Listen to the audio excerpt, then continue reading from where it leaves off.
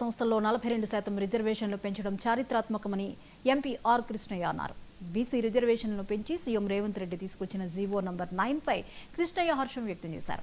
బీసీల జనాభా 56% ఉంటే 42% రిజర్వేషన్ కల్పించడం హర్షణీయమన్నారు.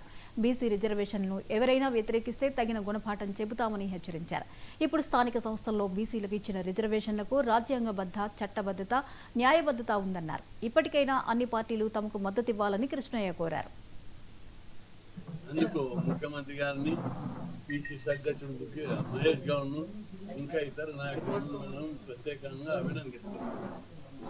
ఎన్నో రోజులుగా మేమందరం రాజ్యాంగం ప్రకారం రాష్ట్ర ప్రభుత్వానికి అధికారం ఉంది, అధికారం ప్రకారం జీవో తీయాలి, రిజర్వేషన్లు పెట్టాలని చూడడం జరిగింది.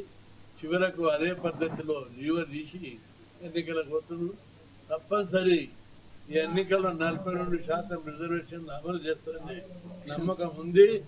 ఎవరన్నా దీనికి ఏదైనా పార్టీ, ఎవరైనా నాయకులు దీనికి పుల్లలు పెట్టేటువంటి పని చేయొద్దని చెప్పి రిజర్వేషన్ వ్యతిరేకులను విజ్ఞప్తి చేస్తున్నారు. ఈ రిజర్వేషన్లకు చట్టబద్ధత ఉంది, రాజ్యాంగబద్ధత ఉంది, న్యాయబద్ధత ఉంది. ఏ కోణంలో చూసినా ఇది సుప్రీంకోర్టుకు పోయినా గెలుస్తుంది. ఎవరు కూడా, ప్రతి ఒక్కరు కూడా, ఇది ప్రజాస్వామ్యం.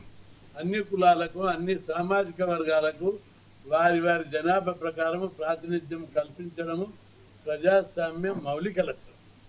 అనేక పోరాటాల తర్వాత ఈ రిజర్వేషన్లు ఏం ఎక్కువ పెంచింది కూడా లేదు.